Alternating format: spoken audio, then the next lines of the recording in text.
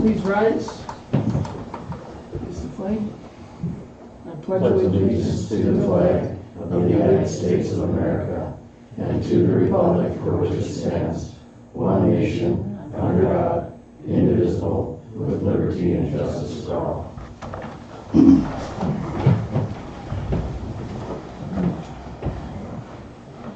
could all please offer a quick prayer.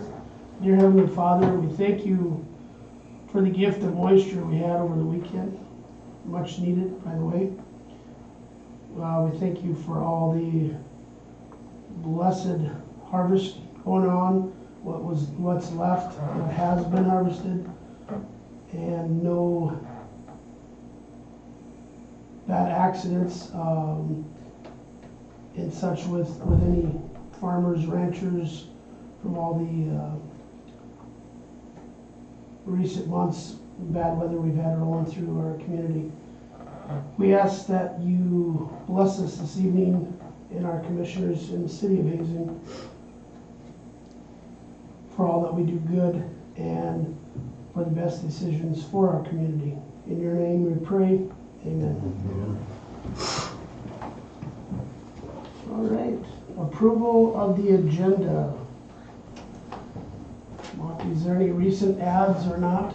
I need the minutes first. Oh, sorry, I'm ahead of one. Sorry, back up one. Reading and approval of the minutes from September 15th. Motion to approve and suspend reading. Motion by Weidrich, Second. second by Stern. Discussion. All those in favor signal by saying aye. Aye. All opposed, same sign.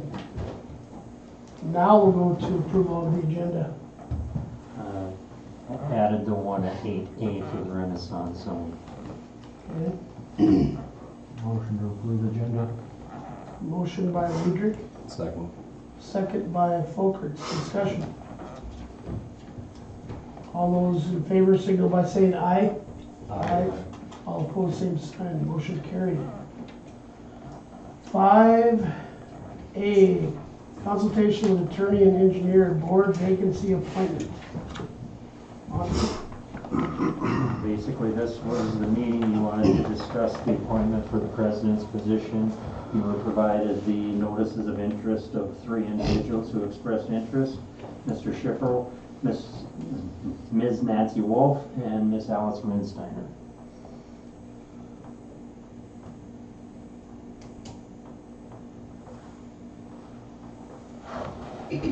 Discussion with the commission or any motions at this time? I'll make a motion to appoint Jesse Schifferl as the commission president. Motion on the floor by Folkerts, Second. second by Weidrich. Discussion. Just to clarify, this is just for the unexpired term of the president. Correct. Yes.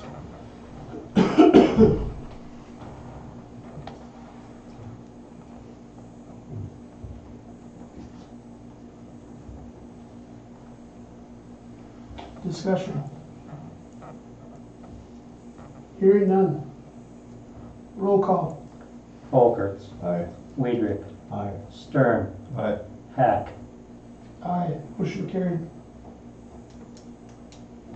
I will make contact and get the paperwork signed. Thank you, Monty.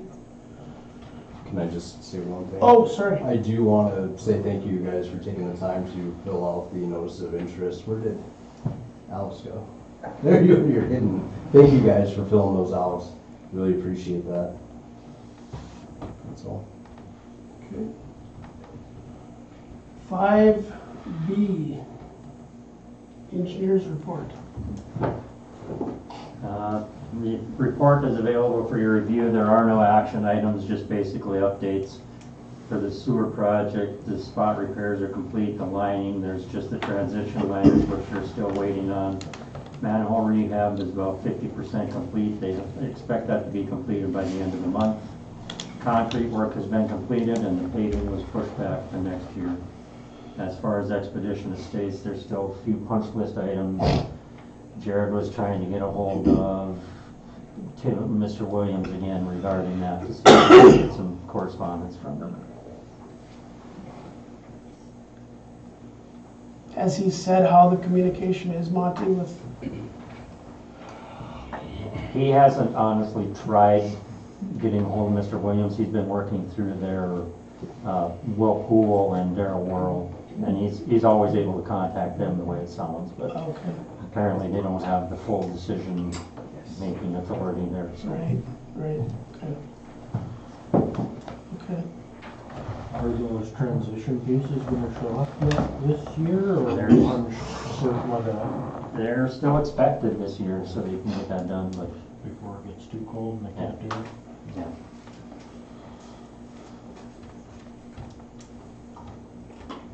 anything else, Monty, for the engineers? Nothing from me. Any questions, discussion? All right, moving on to 6A, Chalk Fest, Heritage Park improvements. Jeff and Lauren? Uh-huh. And Harvey. Oh, where did Harvey sneak in? I didn't see him. Sorry, Harvey. Oh, there you are. Sorry, Harvey. Gathering dust. Okay. We're gonna need a permanent spot on the agenda soon. So we have two things, and Monty said that he gave you the bid quote sheets for both of them.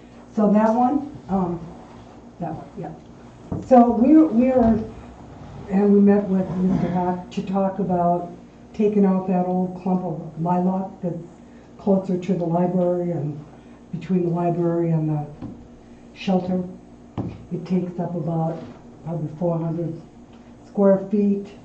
It also we can't use any space behind it.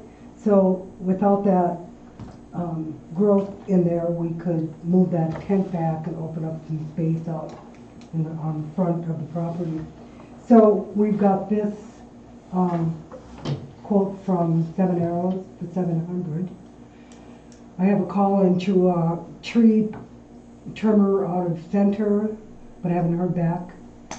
So right now, that's the only price that we have. That would include removing it and grinding out all the stump, So we're looking to remove it just to make more room? pretty much, yeah. It's an old growth, I have an issue with removing a perfectly healthy tree, yeah, just to make more room. yeah. This is the old growth, it doesn't bloom anymore, But from what I've seen, it looks perfectly healthy. yeah, I wouldn't say it's not healthy.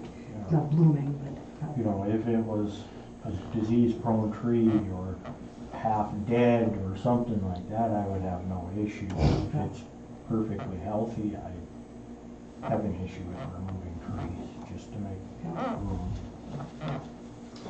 I think, if you would plant something in its place, probably not just right there, that would defeat the purpose, but, we don't wanna take everything out of the park, we just could use that room.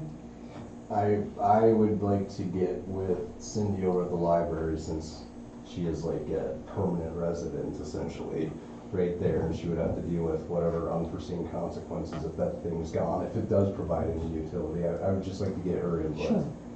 to see what her thoughts are on Okay. if that were gone, if it would Yeah. bother her, or what have you.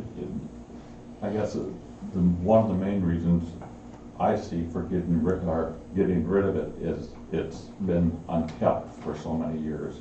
Usually you kind of trim them up and keep them within a bounds, but this thing has gotten a little out of hand. Yeah. So that was our thought. Do you wanna just check with Cindy? I'd like to talk with her and see if she has any reservations about that, and then Yeah. I can just get back to you too. Okay. And as far as that cost, I think with the committee, we would take care of the cost of that. Then there's this other bid, and Jeff probably should talk to you about that. This is to add power similar to what we have at the corner of IBEW for, request would be for 3 outlets, 50 amp circuits to plug in food trucks, and then some 2 120 volt circuits. Mark Olson gave us an estimate on it, and one is for 2409, and that is an 8 circuit panel. The next one is for 2585, would be a 30 circuit panel where we could, with the 8 circuit, we can't add anything else. With the 30 circuit, we've got room for some expansion. But for Chalk Fest, we're looking at getting more food trucks in, and to get them in and have them run their generators all day, it's annoying, and with the being able to plug in, it makes for a nice atmosphere. Are you talking on that? And that would be pole right next to that one. So where would the food trucks go then? The food trucks, we have this portion of the street blocked off, so they would be along in front of the library and even across the street, because that is blocked off.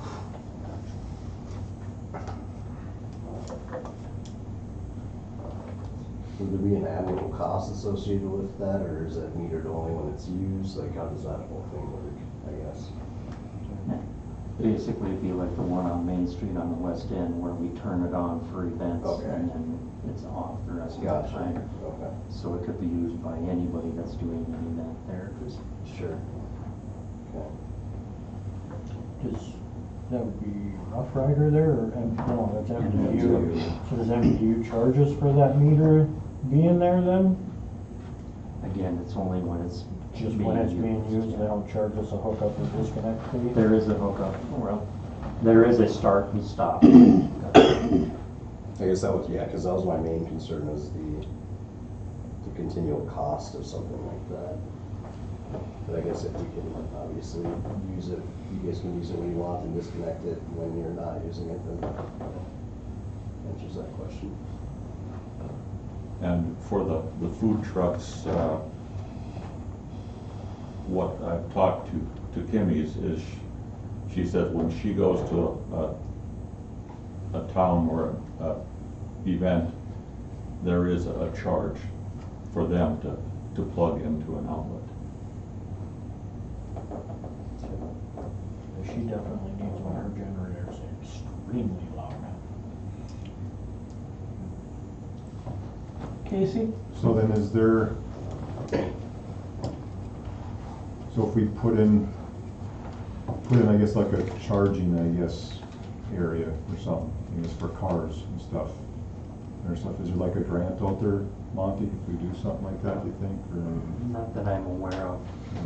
I mean, I honestly haven't looked that hard, Yeah. but I'm just curious if it's a good it's something question. we could add on, I can sure look into that though. I'm sure there is, or there used to be. It used but. to Oh, be. yeah. Yeah. Are you talking about an EV charger? Yeah, yeah. I came down to the park one time and some guy had a car plugged into one of the outlets by the shelter. And then he took his bike out of his, back of his car, and went for a bike ride and Oh, okay, charged his vehicle. yeah, yeah.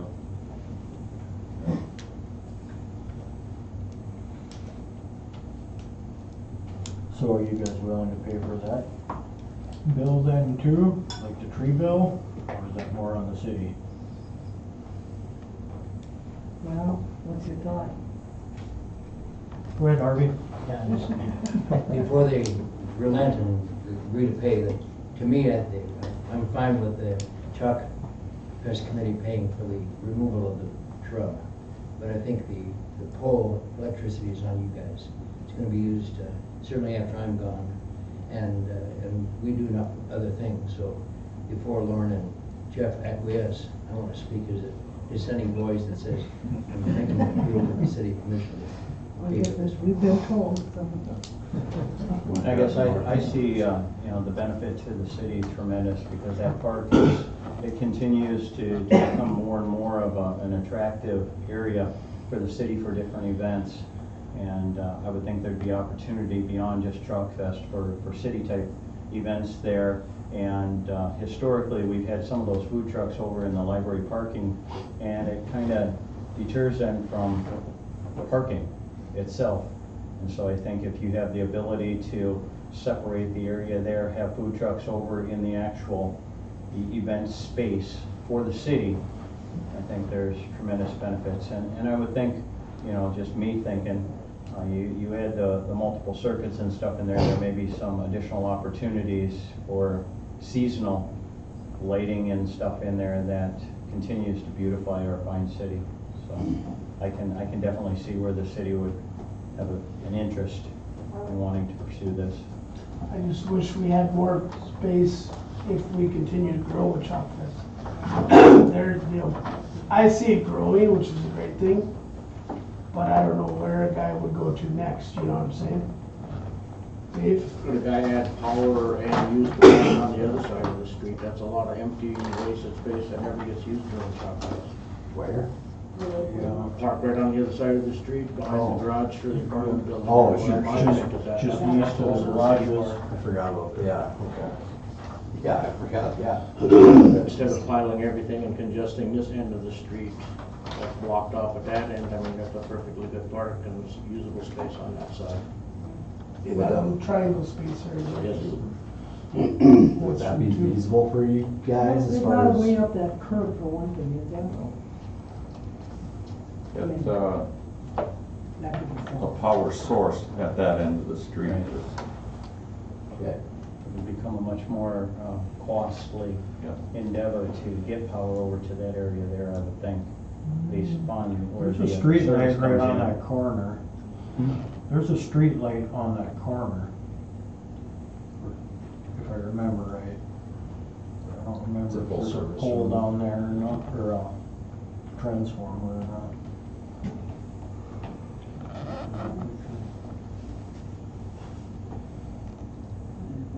Can you pull that up, Monty? Is that it? I don't know if he's got, Looks like he's got everything but. I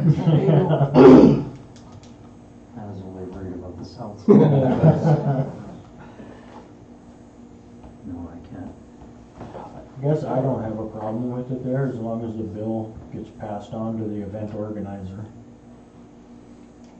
What bill? for the power usage. The usage, so the connection fee, the disconnection fee, and the usage of the power would be passed on to the event organizer. I think we could pass that on to them. Which you guys could always do when they sign up, that they have a fee or whatever. That's typically how it ends up working in the vendor space. And it's an attractive option too when it comes to deciding what events you're gonna attend and which ones you just simply won't because they don't have available power, so I mean, it's a benefit. How many vendors do you think we could hook up to? Well, I'm looking at 3 food trucks with the 30 circuit panel. We could go up to 10. And is it 50 amp service? 350 amp outlets, yes. 220 volt. 200 amp service, okay.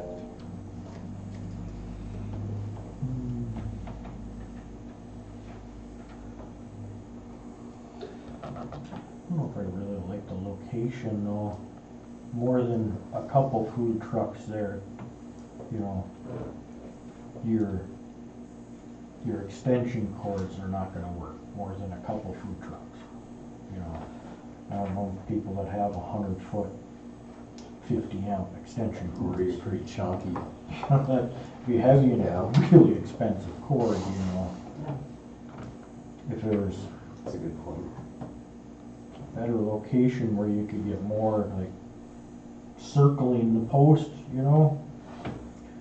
to plug in, it would work better in my opinion, but I'd be willing to bet most of those food vendors that have their trailers and stuff like that have accommodations with large, heavy-duty cables. Yeah, they Because also they're traveling through small towns all over the place and having to It's almost like you use whatever is available there. 200 like we did at the end, do a distribution board.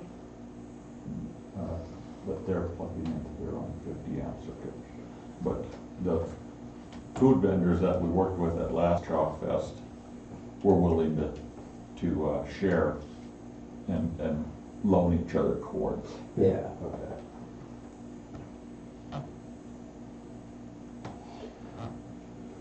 Well, do we want to tackle these both separate or all together? Or the wishes of the board?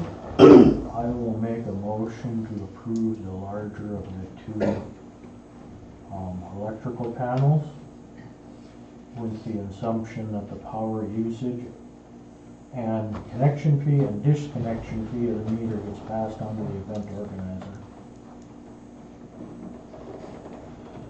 Motion on the floor by Weidrich, I'll second that. second by Folkerts. Discussion? So then on the metering, then with this power, then we're gonna have to put in a meter, each circuit.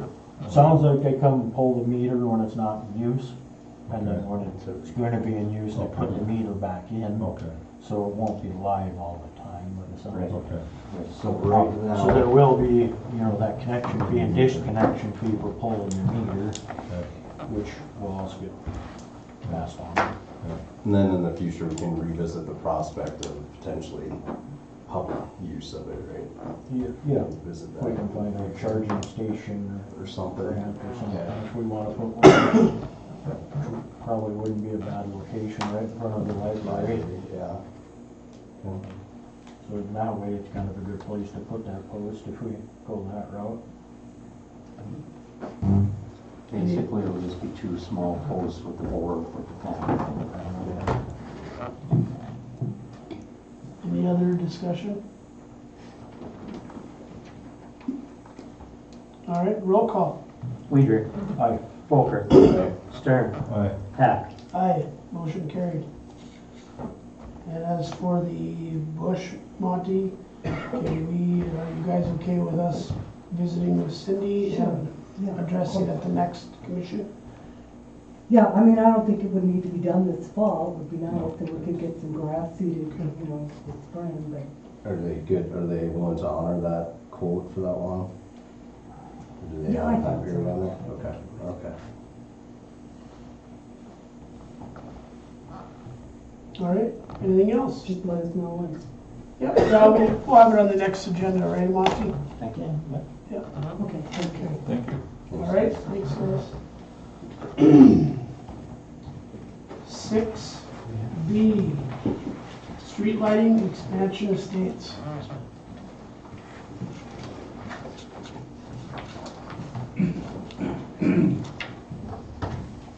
It's always been a topic of discussion, the lighting up in Expedition Estates. In hindsight, that should have been part of the initial plan, it never was.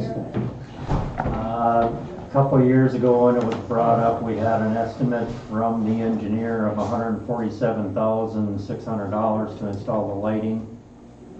And then we had also sought a proposal from a GenPro solar energy company to install streetlights up there. That estimate was $79,000. I did contact them. They would honor that price yet. But then it would be a matter of, this would likely, if it's not requested by the developer or the property owner up there, we would have to go through the steps to create a special assessment district and do that. For the solar, you're saying? For any. For all of it? Yeah. Okay.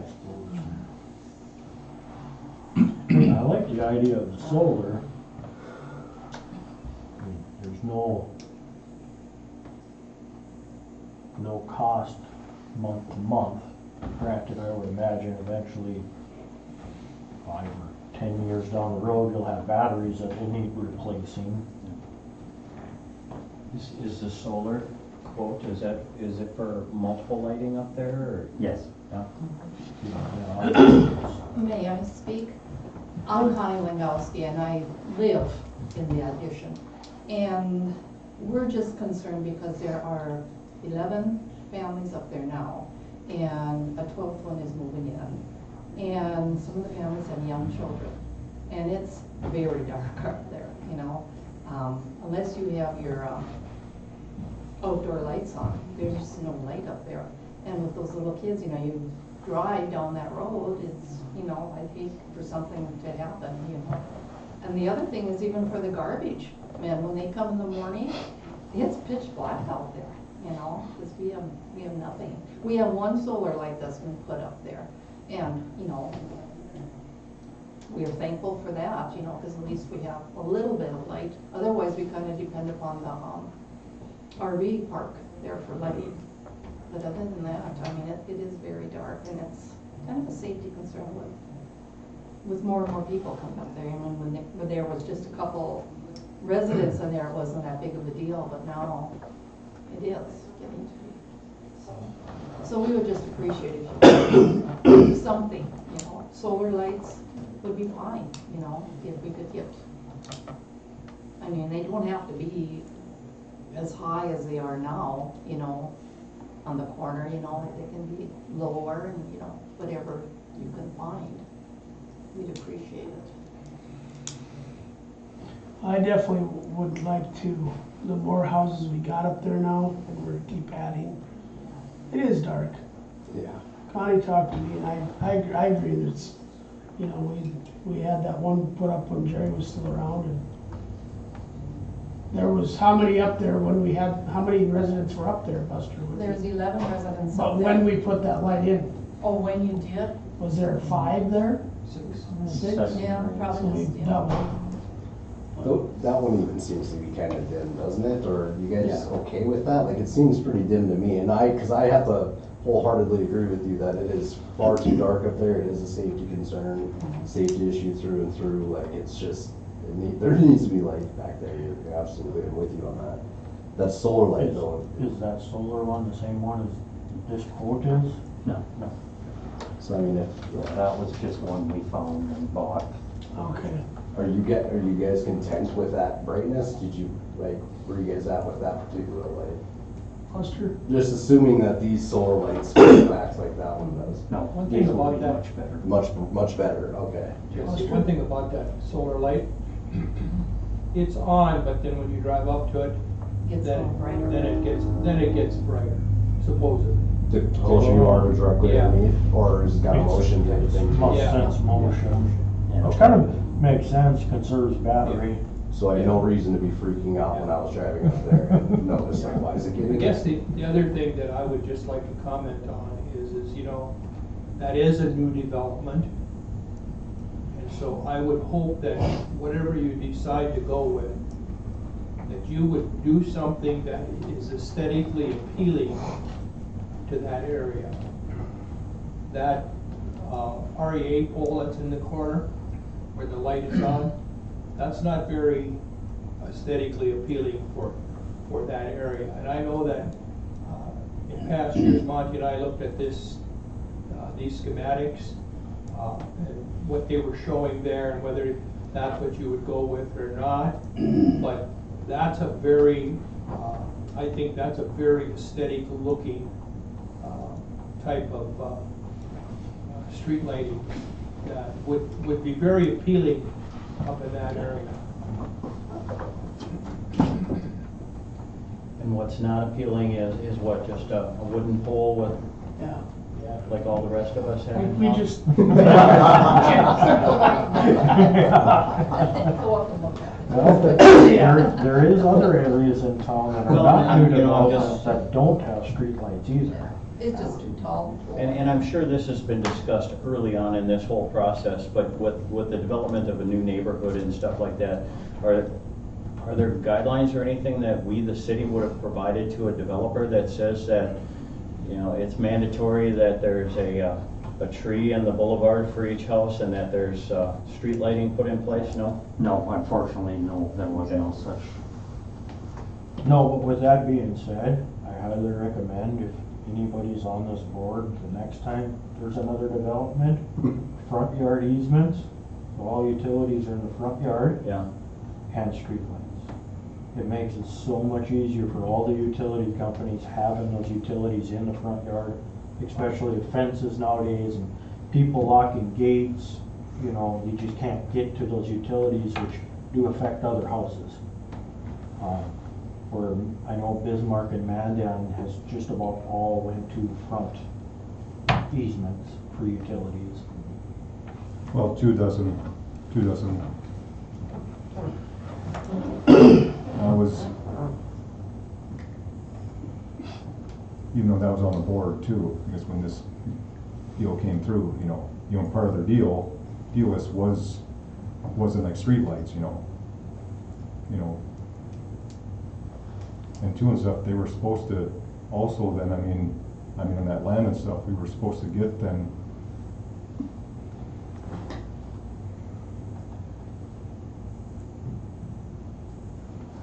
$50,000 for it too, Didn't get that No, either. so yeah. There's a lot of things there. Yeah, I've heard bits and pieces of that, So then there's like no recourse that can be done. Who is this that was supposed to be providing that? The Williams It's builders. still the same people, okay. We have no recourse, I suppose. We've halted Even the construction. document- Well, just right, says there's it all a around. moratorium and stuff, but. So when you guys first negotiated, streetlights were supposed to be in on that? They were never included in the zoning approvals or any of that. Monty, the quote that you received for conventional street lighting, is that for the whole loop up there? Yes. Okay. Yeah, they're both for the entire loop. And so if you guys approved that, then you would, I would assume, wouldn't you set that up then as a special district, and then it would just be split out? Split up as between all specials? the lots, I suppose. Whatever the assessment committee I mean, decides. Well, that's that's pretty why typical. if- I know my kids, when in their neighborhood, it's a brand new neighborhood and everything. I mean, from sewer to water to street lighting to everything like that was all put in there for the development of the neighborhood and stuff there. So even if you were to, get the builder to put that in there, invariably the builder's gonna pass that expense on to the homeowner as well. And it would, The only thing is if the developer does request that it be put in and special assessed, they can determine which lots it goes to. Whether it's those already occupied or just their vacant lots, then they can try and sell their vacant lots. But this is also not the only neighborhood that does not have streetlights either. No, Which other ones don't? A bunch of them up by the water tower have no streetlights on them either. Oh, are you talking on the north side of the divide? North of Divide. North Okay. Divide, I don't think that's the only one though either. I don't think Up that toward- experiences as much through traffic though. Not saying that it's not important to have lights up there, but Yeah. Ninth is a major concern So too. just saying, this might be a snowball effect. If we approve this, those other areas might come to us too and want it also. Yeah, it's a valid request if they do. It is very dark up there. Yeah. I get why you guys want it. I wish it would have been put in with the infrastructure initially. It would have made it a whole lot easier. Were those pictures of the streetlight lamps that were aesthetically pleasing, were those the solar, or is that, were those just the holes that they're? that is the solar. Okay. Those are the different examples they have. Has there been any discussions with more engineering on the availability of any type of grant money for that type of project? There is no grant funding for subdivisions like that. Okay. I know sometimes you guys are miracle workers, so. None that they could find yet anyway, so. Okay. So what would the proper way of going about this? Yeah. And would we have to set up a district first or? Well, or do we reach out to the developer first Gotcha. and see if they would petition for it? Then we don't have to go through the special assessment steps Yep. and all the publications. opportunity to protest. Yeah, because they technically still own that A property. bunch of the lots, yeah. Yeah, Many have been sold, but yeah, But they still own over 50%, so if they request that done, they own the majority of the property, so that takes out one of the steps as far as the special assessment. Do you need a motion for that? No, I can just reach out to them, try to get a hold of Tim and present it to him so that we have something for the next meeting. So let's start with that. On the solar lighting, what is the life expectancy of the batteries? Yeah. They're 7 to 10 years was what I was told initially. And what kind of replacement cost? Did they give any idea what? They were, I don't know if I have it in this. I'm just basing it off of the 2 blinking stop signs we have here in town that don't use a whole lot of electricity, but we replace them batteries about every 18 months. Is the lifespan of the battery. What's the cost of that? So you add that cost every 18 months onto the, How much are those batteries in one setup, do you remember? I think them small batteries are around $40 a piece or something like that. And it's just- These are gonna be a lot different than Yeah. that. These are a different type of battery. yeah. I'm guessing these are gonna be pretty good. The state's putting them up all over, out in the counties. Solar power ones? Yep, out in the counties, they're doing it, right there by the Beulah Mine Hills. Yeah. Where you turn off at 200 going Oh, south. 19? The 19 there, that's a solar one there. Just Okay. on the corner, right? Yep, Yeah. just on the corner. There's a My- bunch of them. My experience has been, I corner. haven't seen residential developments put in like No. this here. Where I've seen them is like corners Correct. that are, cost prohibitive Yeah, to infrastructure. run a service all the way out to a place like Yeah. that. And I'm sure that's why the state and counties are doing it is, Yeah. you don't wanna trench a mile worth of cable in just to put one in. Lester? Yeah, just, just a reminder, so that nobody lose tabs on this.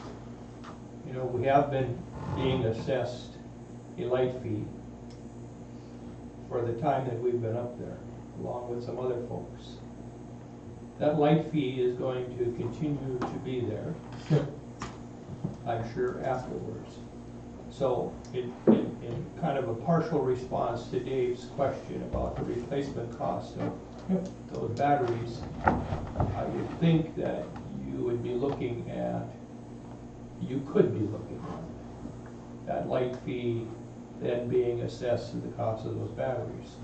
And in the interim, I'm not necessarily opposed to a special assessment up in that area, but in the interim, is anything gonna be done for those poor souls like us that have been paying the light fee for a month? We've been up there for 4 years.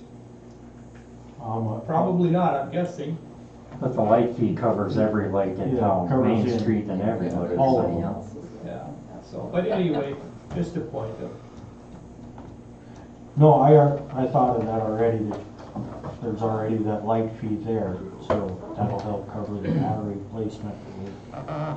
Just so we can get 7 something or so that 10 there's years. light up there. Yeah, I'm of the belief it's imperative that something's up there. I mean, that's coming as a cop, like, it's an issue. Yeah, I agree with you, Yeah. especially with all the young kids. Well, Monty, hopefully we can get a response by our next meeting. Is that a fair?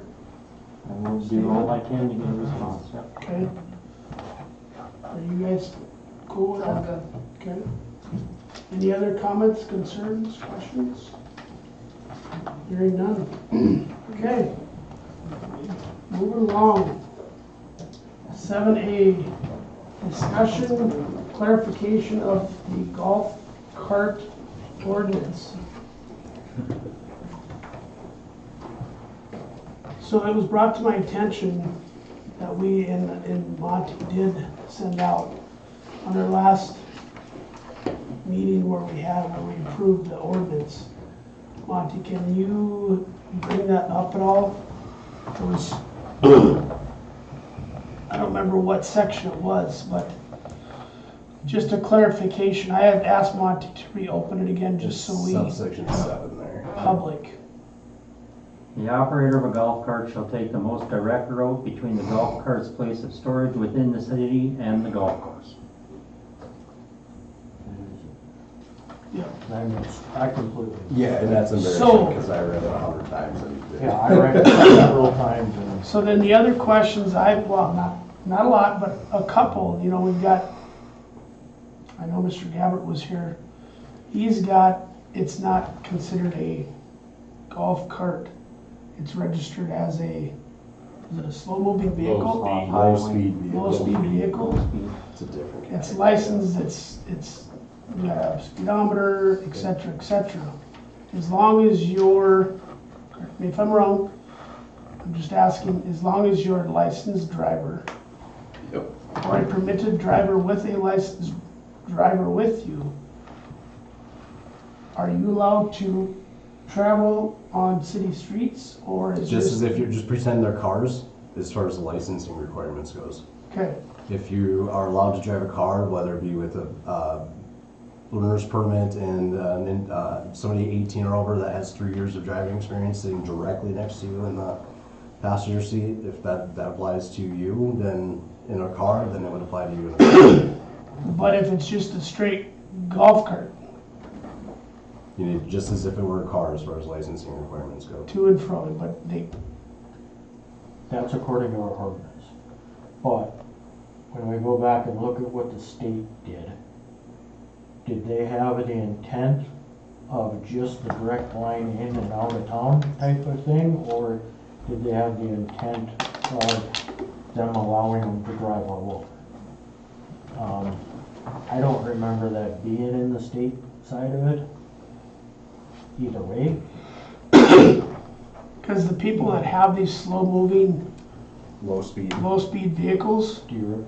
have asked if they can drive it around town. Pat? It's not in the state law, Right. so you didn't miss anything there. But they didn't. It was in a proposed version of the ordinance from North Dakota League of Cities. Right. And it was actually recommended, I don't know if the recommendation came before the full board, but after your first reading, we had thought there would be more time to tweak it a little bit more, but move forward for a second reading and implementation real quickly. So you got what's basically the same thing that League of Cities proposed to anybody, any city in the state. It's basically a boilerplate template type situation, so. It's a model ordinance. Yeah, correct, yeah, model ordinance. Jim?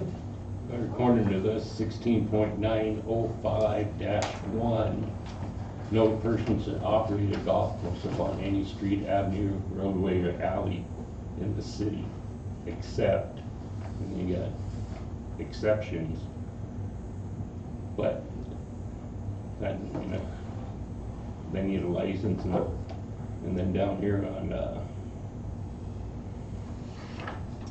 where's it at? Number 9, it's also on street avenue or alleyway, which is, you guys prohibited, so that's where we're coming into confusion, and that's where the public's coming into confusion. Is that an updated version after? This is the one I got.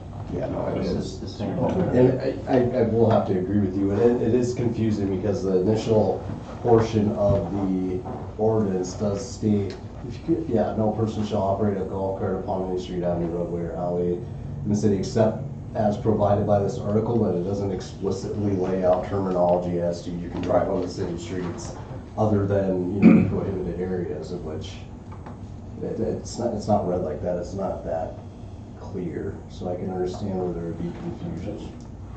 I missed that one too. And again, the only reason why I wanted back on is to clarify some things that have been brought up. So, And then you come back to, can only be direct route, Yeah, can we make a motion to strike that right now at this meeting? Right? Okay. I'll make a motion to strike subsection 7, the operator of golf carts shall take the most direct route between the golf cart's place of storage within the city and the golf course. We'll start there. So then that basically opens up more than just to and fro to the golf course.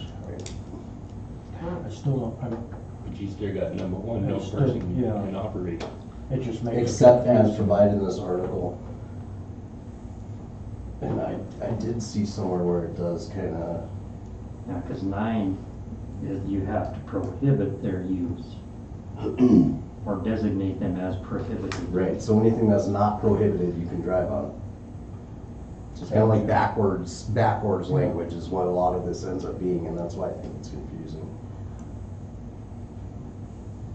The lawyer must have wrote this. Yeah. Is there a second? No, not yet. No. I'll second that. I have a motion on the floor and a second motion by Folkert, second by Weidrich. So by scratching 7, that would make them legal to drive basically anywhere in town, except where prohibited.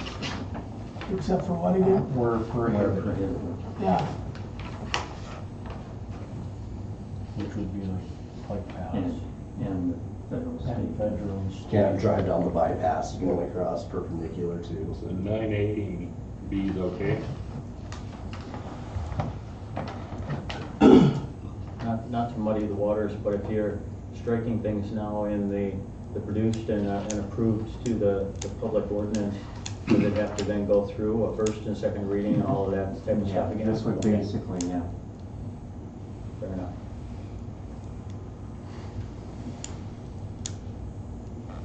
Sam or Tony? You guys got it. I think if we added anything else or took anything else out of it, I think that could potentially even indirectly open things up to ambiguity, and it's not as clear as muddy as this is in the first place.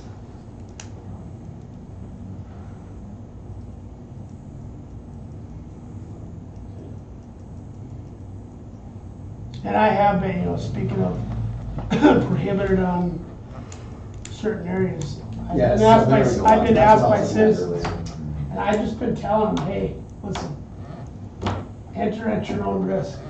We don't want Yeah, but to have, then that falls on us and then they tune us out. earlier. It does create an issue. It does create an issue. so then, do we want people driving along the roadways and risking a chance to get Because killed? you can't. I think they need to understand that Can't it's do that not, it either. doesn't fall on any of us, it falls on the state. And that's what I've And they been need to contact the state. making people realize, that it is a state issue, Yep, and I brought that not a up city too, issue. yeah. So we also can't tell them enter at their own risk. It's prohibited. But if one of our police force sees them driving, You have officer then we discretion. need, yeah, it's officer's discretion, right? Correct. So therefore, my statement is, But it's still prohibited. yes, correct, and that's what I tell them. It's, I don't know what else, I don't know, Tony, what do you think? Well, plain and simple, catering to the golf carts, which I think is crap, but at the same time, it ties our hands, I mean, you're damned if you do and you're damned if you don't. Yeah, I mean, we're, So, I mean, you're not gonna make, it's a really, really crappy situation. I know, And ultimately, in my opinion, it also falls on the parents, because most of our issues are with minors on golf carts. Licensed drivers or something? Obviously, we all know that anybody in this room can go get in a golf cart and drive, because we can drive a car. right, That also falls on the parents. And I'm honestly going back to, and everybody says it, years ago, we didn't have this problem. And that's true, we didn't have, and I'm just speculating here, but maybe it's the fact that you had parents who had a kid and they just got a golf cart and they went out and they drove around with that kid, taught him the rules of the road, taught him to stop at the stop sign. Well, I bet if you got multiple kids, well, did you as a parent go out with junior number 2, junior number 3? Maybe, maybe not. Maybe you relied on the older sibling to teach the younger ones, and then it just didn't get to where it needed to get. So now the new generation Yep. doesn't know the rules of the road. Parents are still allowing them because it is a convenience, you know, you get to practices, go grab the milk for me, whatever. And it's just the information's not getting to these guys, you know? So, yeah, it's a slippery slope, and I don't know how to navigate it, you know? I got the same questions you guys do. I mean, after speaking with other agencies, it's not only the city of Hazen that's having, No. you know, the same concerns. And after speaking with other agencies as well, it just sounds like it hasn't been to the extent, you know, that it is the last couple of years. Like, there's just been a lot more of them out on the road. And I believe that's probably why the state as well has addressed it this year, so. I mean, that would be the most obvious Yeah. reason. Yep. I think it's because those new ones come with headlights and everything else. I suppose just a myriad of factors, whether it be economics or what have you, but your main concern was, I mean, I'm assuming, but unlicensed juveniles, unlicensed Yeah, drivers. that's So honestly, that's the main issue. That's the reason this all started, Yeah. is because, you know, some, 9 or 10-year-old was caught on a golf cart, you know, I mean, let's just say it, it was a Mercer County deputy that almost smashed into a kid. And that brought it to our attention. It just so happened that we had an officer that was just right down the road on a stop. So that's where all of this came to light, and it just stayed there. So Yeah, we just need to clarify, the problem isn't with golf carts going down the road, it's with No. unlicensed drivers. Yep, and on the city I've streets. stated Yeah. that with these particular individuals. yeah. And it If has I had a gotten- golf cart, I'd probably drive it around too. I'd go to the store. It's gotten bad. I agree, since we moved here. It seems like they replaced the four-wheelers now. Yeah, there used to be four-wheelers and motorcycles, now it's golf carts Yep. and mini bikes. I remember tormenting Freilich with mini bikes multiple times. So if we do what we made a motion second on, Well, I got one of these older golf carts that don't have headlights and stuff. They can use hand singers and drive those on the road yet during daylight. According to the state, they exempt them Okay. from those. That came out in that deal from the state, that That's stuff like that that's required for most vehicles is exempt on golf carts. Well, it said, unless it's at night, a golf cart shall Yep, be operated only during daylight hours between sunrise and sunset, unless the golf cart is equipped with headlights, taillights, and turn signals, all in working order, that conforms to the So term that- section. that answers Jim's question right there. So they're good at During the day, yeah, just at night. It's a half hour before sunset, half hour, or before sunrise, half hour after.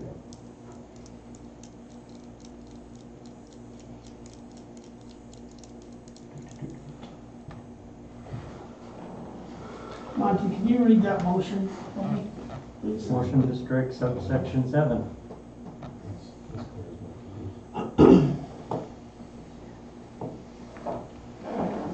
And we had a second, right? Yes, you did. Okay. Any other discussion? Roll call. Folkerts. Aye. Weidrich. Aye. Stern. Aye. Hack. Aye. Motion carried. We will then have the first reading of the revised ordinance at the next meeting. It's supposed to take 2 more meetings to pass through it. Pat, when you made the comment, that things moved forward quicker than had been anticipated, was that at the state level or here within Hazen? With regard to this particular ordinance or this subject matter? Here. Was it at the state level or here? No, that was just local. Okay. So was there things that you guys in your office wanted to peruse a little bit in more detail on this? I'm just throwing it out there since you opened the can back up. Maybe this is an opportunity, since you're just going down the path of the first reading, to pull these guys in if there's something that might make this ordinance a little less difficult. Yeah, I mean, we've paid attention to all the conversations that have Sure. taken place here at this table since the ordinance was adopted. And it is a can of worms that was opened up, there's no doubt about it. So the solutions for our city might be different than for some other cities. But that's, our intent was to wait for a little bit just to see what other cities are doing, especially Okay. cities of comparable size, to see how they're handling this. But I suspect that ultimately it'll end up with the legislature. I mean, there's got to be enough cities struggling with the same issues that we are, that this may change again in another year or so. I don't know if it pays. I don't think you want to suspend it so long that you enter another season Sure. of use of those golf carts without an ordinance. I think it's, Right, and again, I I'm agree just it's throwing it out appropriate there. for the You city had to- commented that there was maybe not ample time to address Well, things there- that you wanted to yeah. look at, but maybe the time is now because it's been opened back up. well, they can open up anytime. I mean, yeah. So Pat, since we haven't opened up, what are, Well, you've only opened up for one particular revision, though, as I understand the motion. Yep. It's only to subsection 7 correct? of 2605. Do that one, but I mean, we're So discussing That one would else, so- preclude you, the law office, to look at any other aspects of that ordinance? Well, it's up to the city commission if they want us Up to the city commission and all those. And even the next meeting, if there's another change that's wanted, basically it's the Yeah, they first could reading, so another they change could can be make made a then. change so- then. They don't have to put it on the agenda for next meeting either. Yeah, No, I get it. It just So- sounded like Yeah, there was a path that you guys were looking to maybe travel, and it was detoured just a little bit. Only because it seemed there's contradictory parts within the ordinance, it seems like. So, I mean, within the proposed Yep. ordinance that came out of the Greater North Dakota Association, so. Like conflict between what we had just adopted. No, and no, what just the what's state has? within the document itself, you know. Okay. For, Can you point those out, Pat? because I mean, if there's contradictions, then we should probably resolve that. Yeah, Can you point those out to us? can I point them out to you? Well, given the time, I'm not gonna, I haven't reread it here tonight, the whole entire ordinance, but, yeah, I'm sure we can. Okay. If that's what you'd like, we can. Yeah, if there's Sure, something yeah. we're missing in there, especially in illegal, you know, you get, you know, You interpret this kind of language every day. Yeah. to me. We clearly don't, since we're back to it again. And I understand that. I read through it 4 or 5 times, thought it sounded awesome, to be honest. Obviously, it wasn't. We missed that section 7 in there that made it very unclear. But if there's more of those, it'd be nice to have those pointed out to us. so Pat, can you do that for us and bring it back to the Yeah, table we- next Yeah, meeting? we can do that. Okay. Means You want us to also,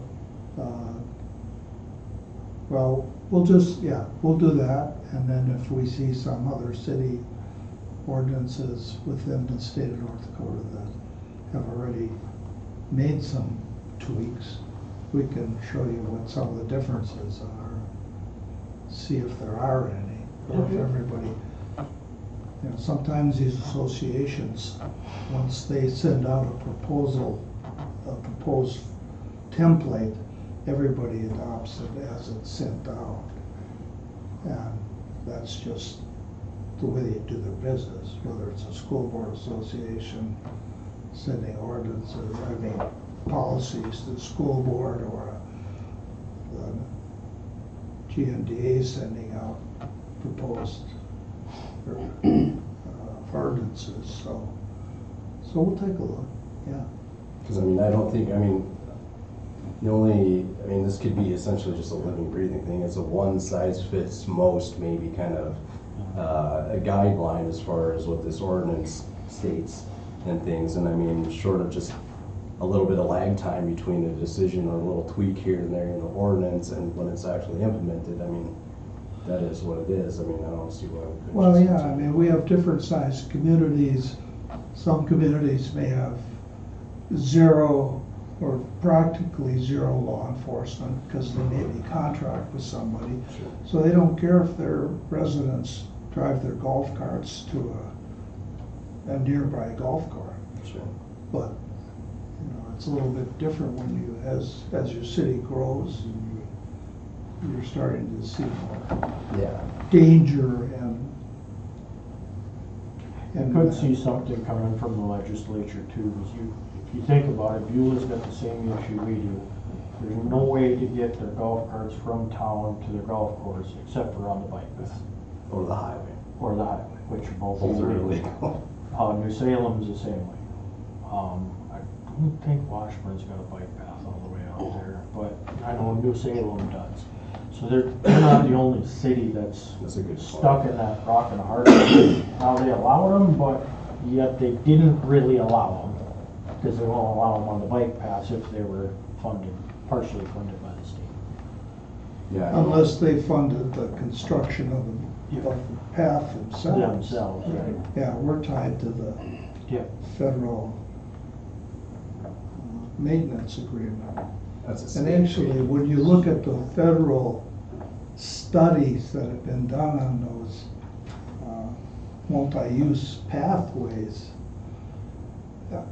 they don't even address golf carts. It's all about bicycles and pedestrians and how much space does it take for two pedestrians to walk by each other and how much space does a bicycle take.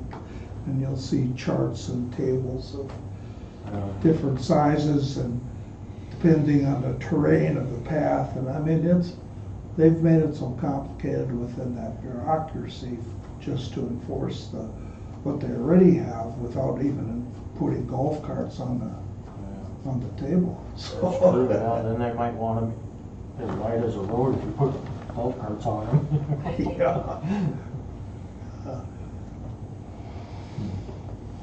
Yeah, I think they might have just been an unforeseen consequence of whatever caused the increase in popularity with the golf carts, but as far as the feds go, yeah. All right, so we'll, to be continued, I guess, Monty? Okay. And you'll be able to bring to the table? We'll be able to update you on where we're at. Yeah. Okay. Because to me, I mean, again, I've read it how many times at this point, and I've missed 7 apparently every time, so that doesn't inspire confidence in myself that, you know, it's all hammered out, but that was the glaring issue, was 7 for sure. Yeah. Because that contradicted pretty much everything else. Right. Any other discussion? All right, moving along. Let's see where we're at. 8A, Renaissance Zone application for C. Johnson. This is a Renaissance Zone application. The address is 1009 Otter Creek Loop. This was the home originally received a Renaissance Zone exemption for Matthias. Now the home has changed hands. Those Renaissance Zone exemptions are transferable. It would still stay with the original approval of 5 years, 100%, year 6, 75%, year 7, 50%, and year 8, 25% exemption for property taxes. The Renaissance Zone Committee met last Thursday and did recommend approving the Renaissance Zone application. Question, if I purchase a home in a Renaissance zone that has not used the Renaissance credits, would I get them then? There are guidelines to that. Yes, you could very possibly be eligible. But I'd never vote yes on that because it's you. Understandable. What are the wishes of the board? So Monty, I got a question. So now I guess we're now like able to, I guess,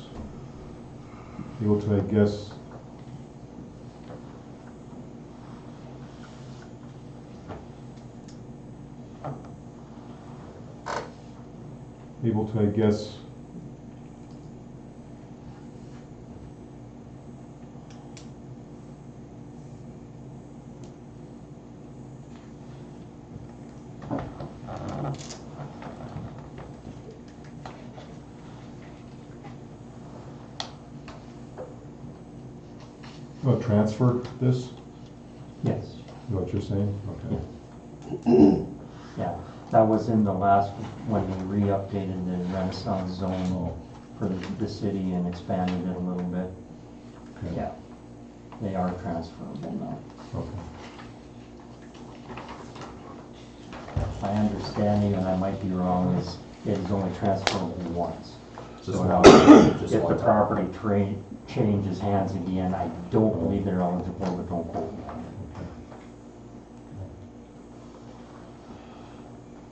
What are the wishes of the board? Is this the first one we've seen come across like this? For transfer? Yes. As far as I understand. Yes.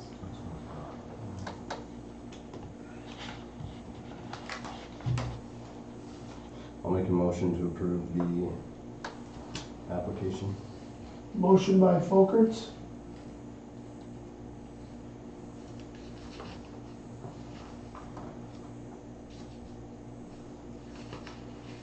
Do I hear a second?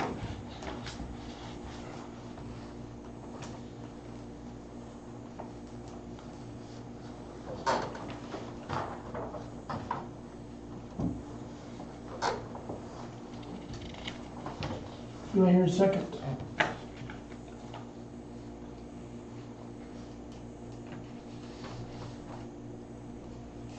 Not hearing a second, the motion dies.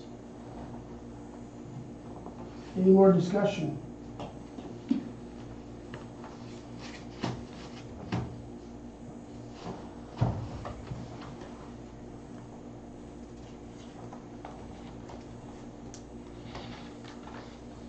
I guess keep in mind that our Renaissance Zone Committee did approve this. I don't know if that has any reassurance in the matter for the commissioner at all. I don't think it would. All right. There are no other comments, so we're moving along. Monty, you'll let the resident know that? Okay, thank you. Reports, water, sewer, garbage. There's a water leak there, I guess.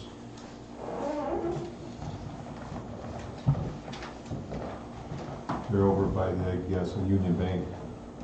I think there a couple weeks ago. So it was abandoned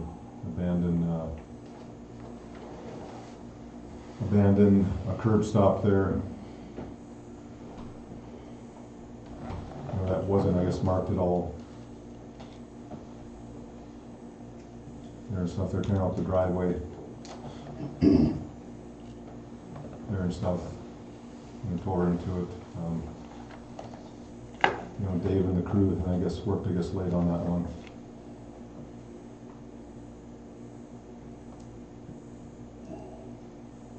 And there's stuff, they got the water,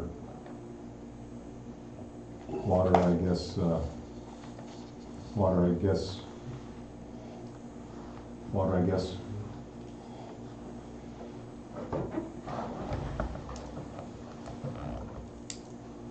switched off over there, and got it stopped, so. Suppose that falls on our responsibility since it wasn't marked? I'd say so, yeah. Did we remember to mark it this time? I'm guessing we capped it, didn't we? That's way It's down. eliminated, yeah. Yeah. It had been abandoned, it was below the pavement and probably just about a foot below the dirt level. Or Is that that whatever. I big mean, project then? It had been overdosed Gotcha. there. Gotcha. Happens. Yep, there'll be more, I'm sure. Anything else? Okay, so probably anything else? Did that construction company that was up there dig it up for you guys, or do we have to have Ole come in? Ole came in and dug it up. Haven't seen that bill yet. Was it in there? Shouldn't have been. There's only 21 numbers. Oh. Yeah, it wasn't too terribly. I missed it then. All right. Nothing else, Casey? Must have been on Okay, the other thank one. you. Yeah, should have been on the email. Street cemetery. Dave, you got anything for me? Not really, we got one vehicle at Hazen Motors, antifreeze leak, diesel flatbed, thinking probably a water pump or whatever on that. Had some issues with the old Johnston street sweeper with the front suspension, nothing was available through Johnston, it's old enough that no longer parts are available. Hazen Motor, or the welding shop repaired that today, they manufactured the pin and stuff that was needed and fixed that. So we're just working on sweeping up leaves, cutting trees, and some stump grinding down.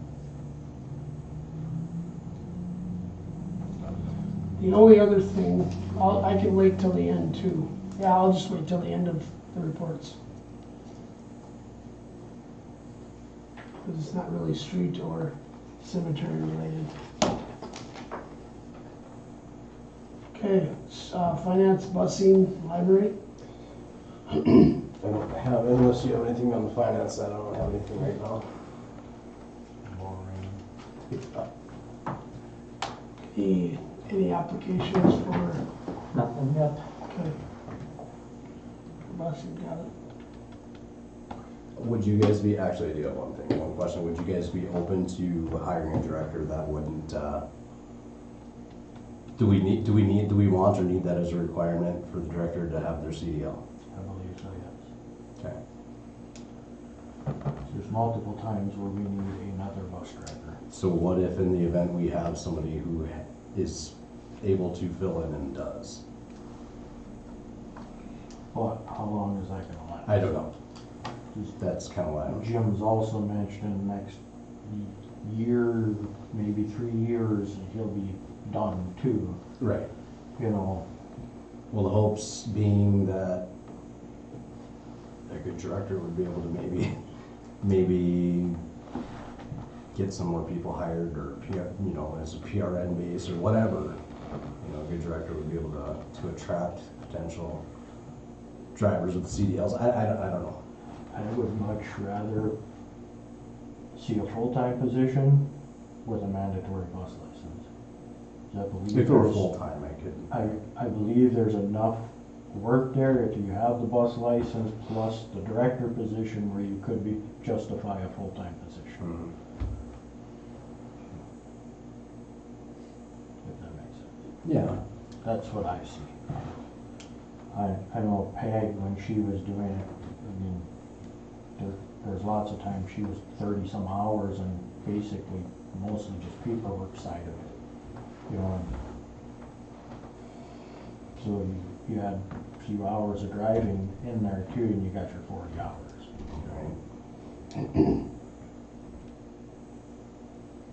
Right. And it'd be easier to find somebody too if it was a full-time position than a part-time position. Is that what it did? Was it explicitly? I can't remember. Yes. But it was explicitly laid out as, yeah, okay. I figured as much, obviously. Trying to find part-time employees that, you're kind of looking for somebody that's retired, basically. Mm-hmm. Yeah, it's a very small demographic that. You really limit yourself on people that don't want full-time. Would we have to do anything special to list that as a full-time job opportunity for a director? Change the advertisement. That's simply that, we don't need anything for the board. Okay, can we do that, just see what? And it could cost more depending on family base, but as the way it is now, even if they're part-time, we pay the health care for For the individual. for a single individual. So if it's a single individual, I mean, it really isn't gonna cost a whole lot more, but they get more out of it, you know? Right. And it's importance of the bus program's importance Correct. too. Is- Plus, then you have that full-time person always there, Yeah. you know? And that's what we should do, I think. I think we should advertise that as a full-time and see where, otherwise we're gonna have to get creative eventually. Yes, for now. Cause I just don't want it to turn into something where we have all this need and we have no way to provide for it. But also, you know, that's partially, part of it with requiring the director to have that bus license. You know, Well, as a full-time position, yes, I think it is a requirement because, I mean, just, it makes sense. Not only for the fact that you understand the unique laws and things that apply to, you know, doing the job as a bus driver. I get it. I got a CDL myself. You know, So then, I guess, so if we drive the van and stuff, then I guess we don't need a CDL. No, no. no, it's 15 passengers, I think, and 15 or more. 15 or more, yeah. So So I mean, vehicle, if you drive the van all the time as a bus director, you know, there's that. But what if you have one of your bus drivers calling sick, and then you got a 24-passenger bus that's sitting there? You gotta make 2 trips with the van to make up for that one bus. Well, now you're running into issues with kids. You know, you can't just leave a bunch of 5-year-olds at the school and say, hey, we'll be back for you in 20 minutes. That's not gonna work. I mean, so we need those buses, you know. I actually would like to see bigger buses in the future. Because, I mean, there's a need for them out there. We may have to justify our pay schedule to accommodate, you know, bigger buses, but, we're at capacity now. Yep. You know, I don't know if anybody actually truly got turned away this year or not, but when you're at capacity, I believe you should always have room for expansion. You know, it's kind of like Southwest Water building their pipeline only for people that pre-signed up 20 years ago. It makes absolutely no sense, but that's what they did. You know. Yeah, by no means do I think we should, especially if we're aware of it, potential of stunting this thing's growth, you know, I know I like the idea, but I would be just thinking proactively cautious about bigger bus, because some of our streets, just throwing it out there, some of our streets, you know, for the example, that one way that goes, well, I call it one way, by Casey's. That's essentially what it is. School buses no bigger than the city buses, they're just longer. Right. You know, and that's what Beulah uses, the school buses over there. Yeah. Not saying we need to have the big 60-some passenger ones, but they do make 46 passenger school buses, you know, which would almost double our capacity, you know, which would be huge right there. Might take a little bit more, you know, instead of 10 minutes and your kid's dropped off at home, it might be 20 or 25 minutes, but I mean, look at the country kids, some of them ride the bus for dang near an hour, you know. At least you kind of know when they're home. It's pretty consistent generally. But that's where I would like to see this busing go. I definitely don't want to see us scale back by any means. No. Granted, I do believe back in the past, there was a lot more kids that did walk. You know, especially there's some kids riding that only go a couple of blocks and they get dropped off. But with the way society is nowadays, you know, there's a lot more creeps and stuff out there. I personally feel safer putting my kids on a bus. Yeah. Putting them in point A, drop off point B, you don't have to worry about in between, it makes sense. Like you said, as far as Freezing cold today's temperatures, climate. and I take a sweatshirt and it's 30 below zero, you know? But yeah, no, it's, so if we could maybe just open it up as a full-time position, we can get somebody in there that can focus on this as a whole, full-time. And then, because I think we open ourselves up for a lot of things by purchasing these buses from the feds. I mean, I think we can do a lot of things for the city that way. And if we have somebody directing this thing full-time, I think they're the ones who would be able to do all that labor to figure those things out. So that's all I got. Okay, so we're bringing that up. Yes, sir. Myra, HCD, she's not here. Hold on, you're skipping over me, buddy. I'm just sorry, I'm in the skipping I zone. guess so. I'm gonna let Jim go first on the vehicle camera quote. Cause I know nothing about it. Axon reached out to them to get cameras because things that have been happening. They got cameras, all the cameras can go back a minute or 2 minutes before you activate the lights. So you have that previous if somebody runs a stop sign or if somebody's riding down the bike path on a scooter. First one is top of the line, all the bells and whistles, $27,339. Be $5,467 for the first 1 to 5 years, and that's both vehicles. That covers both vehicles, not just one. And with that, you get the license plate reader, which means that if you drive in and somebody comes up behind you or passes you, and let's say that vehicle is stolen, it would let you know right away. And then they would download all the vehicle information and all that. And that comes with the tap, and that's for the warranty. It's good for 5 years, and then when you need to replace anything in 5 years, you won't need to pay. You won't need to add that warranty again.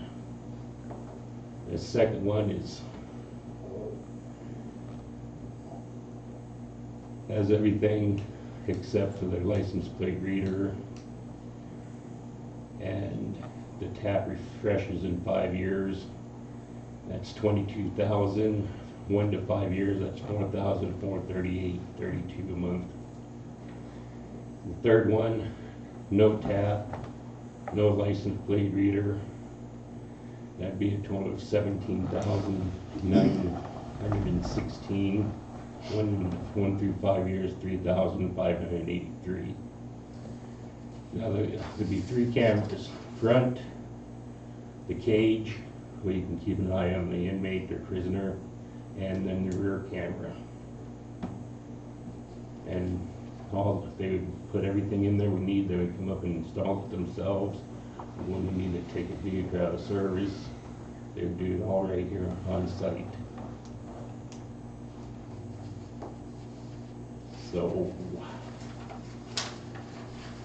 there's also let me get this thing again here. You guys got all these copies? You want to send them? All of you? Yep. Yeah. And all the comes with a memory card that can be downloaded right to the state's attorney's office.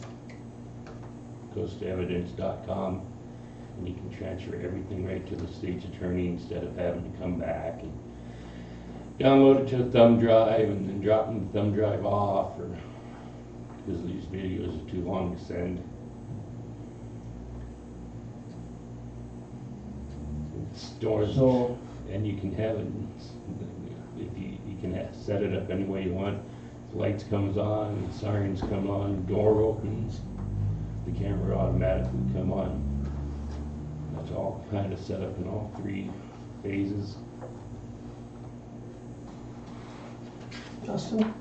I guess I'm a little confused on the pricing. Cause it's got a total there, but then it's also broke down by yearly, so are you paying them yearly for it, or is it a one-time fee and it covers Well, those for 5 years? 60 month, You can do either or. you can do either. Oh, gotcha. Yeah. I do have the guy on standby if you have any questions. So all we have to do is Monty can call him and he can answer any questions you may have that I can't. And what's the tap thing? Basically, after 5 years, they will replace any equipment with newer equipment if there is some, without any extra cost. Okay. And what was the difference in price between the second and third one? The 5-year one is $22,191, the basic is $17,900. And that was no tap. So the mid-grade one gets you the tap, but no license plate. Correct. Have you talked with anybody else? Yeah, you got Any other a from vendors? any other place? I have nothing against Axon, I just know that their fee model and everything is egregious, in my opinion. There's a lot of gotchas, I think, in there, in a lot of their stuff. And that's not to say that they don't have great equipment, but I do know that there's several agencies out there that really like GTAC, for instance. What do you guys have? We run Provision, do not go with them, they're a good price, but they suck. Yeah, I know that. Yeah. Which one? Frank asked you to I can't join remember the him not name too of that. long ago, right? Do you remember which Was that, brand that was? I feel like it's WatchGuard, but I don't think so. I think Axon bought WatchGuard, but Yeah, I think it was WatchGuard at the time. I can't remember what Beulah has, but, because what they're happy with what they got too. Oh wait, no, Beulah has WatchGuard, their body cams are a different model. I can't remember what the company is that makes their body cams. But I'm only assuming they would also offer an in-car camera system too. I believe our body cams are Axon, aren't they? No, Yeah. Provision. No, the Provision. Or are they Provision? Both of them, new ones and the old ones. Yeah, the new ones are the body cam cores. Okay, the Taser. Which the body cam is fine, it's The the in-car Tasers camera are that from sucks. Axon. Yeah. Well, how about we go with this, Jim? Can you get us another quote or two from different companies too? And then we'll go from there. Just to see where we're comparative in price versus quality and Yeah, you're really All gonna that. find less expensive and As long Game as and Fish really it's likes, good. yeah, as long as it's good, exactly. Game and Fish really likes GTAC. That's something that we reached out to them for the body cam stuff and we kinda got just snubbed off, so you might have a different result, but. yeah, I don't wanna go with a cheap piece of junk either. Yeah. Obviously, I just wanna see where they are in comparison to other companies versus quality / warranty. And they're just, their models on how they, and, cause they, like this, what's the word I'm looking for? Where it's basically a monthly fee in order to use their stuff, or to pay for access to a particular cloud or wherever it is stored to or uploaded to, So everything on Axon to go through Verizon. And we got the Verizon phones and stuff. right, and that's all cell enabled, right? It's, so they have their own SIM cards and things like that, which, yeah, if you you'll see what I'm talking about if you start talking about. Would you just guys even a have couple any more. questions that can get Spencer to answer for you? Because we can call him. He's on standby. No? Okay. I don't have any questions about it, I guess I really don't. I mean, I know they were good. I mean, I don't have any problems by saying that, it's just, I know others are too.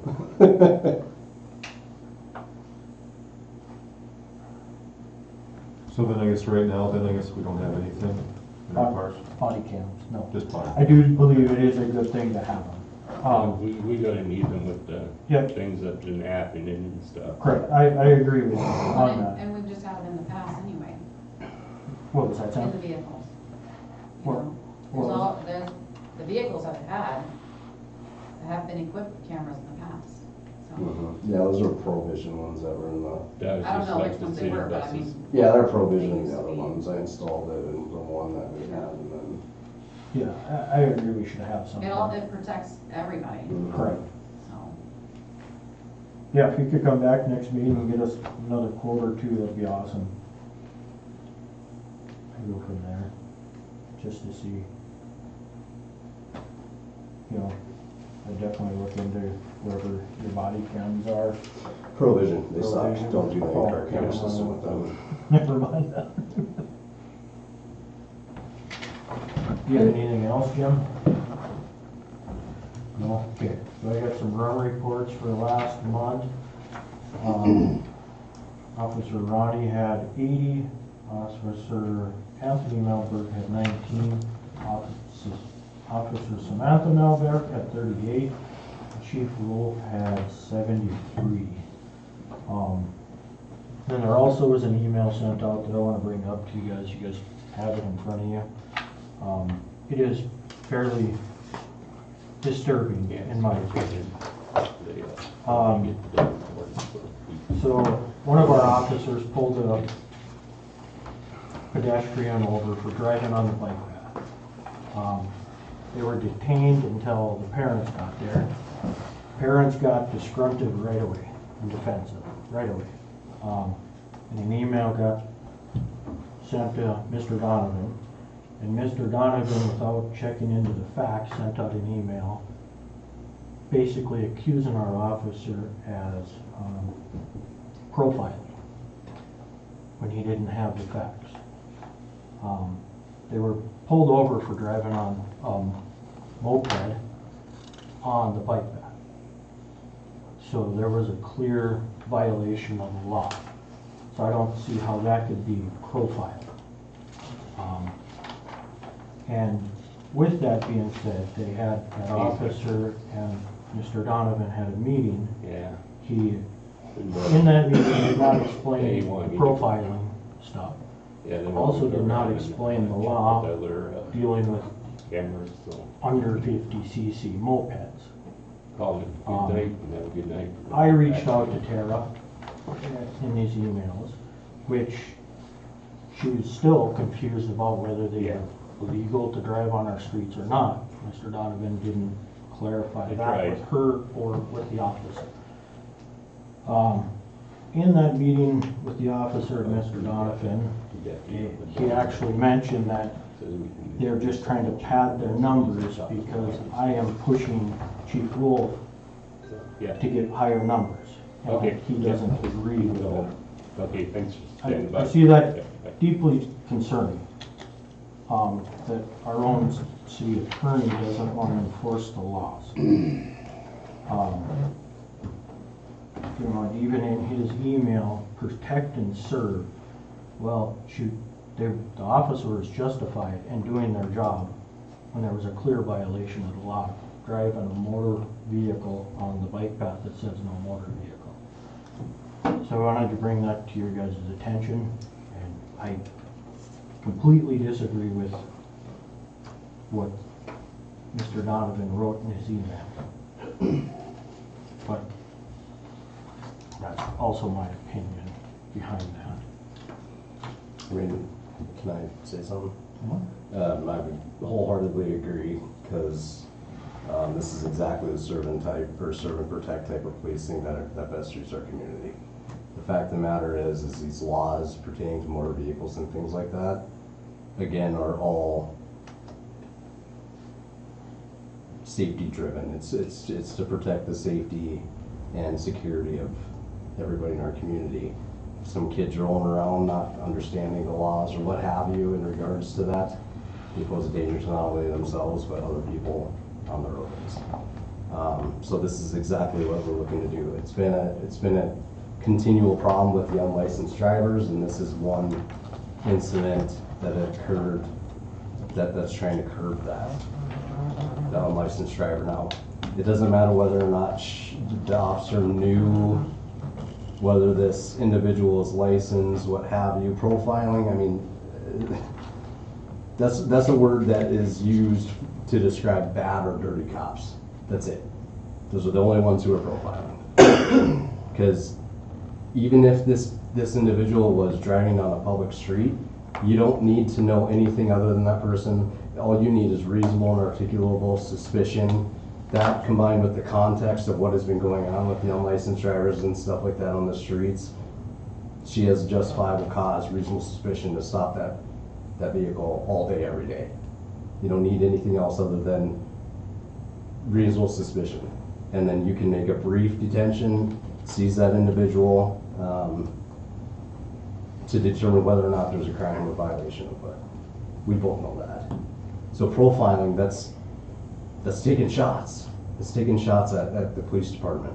They're doing exactly what we need them to do. And so I'm so strongly against using that type of language, especially since it doesn't describe what our officers are.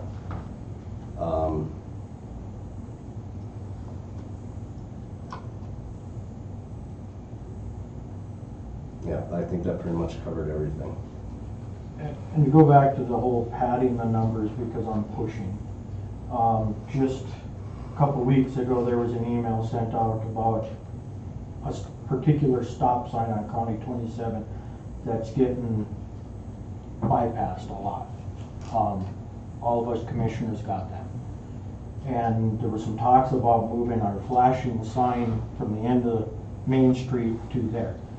It's not a visibility issue. It's a many years of not being enforced issues. And I brought that up in the email. Monty replied that there had been, I believe it was 19 submitted into city court for stop sign stuff. Well, just this last month alone, there was 25. So in 1 month, we had as many, well, I take that back, because it appears that there was 20 warnings and 5 tickets wrote last month. The ones submitted into court would have been all tickets. So there was obviously more out there, but it's an enforcement issue. Not saying Sam, Tony, or Jim, you guys are not doing your jobs. You guys do have officer discretion. And I don't try to step on your guys' toes with that. But it's been an ongoing issue from years. Same with County 27 with speeding.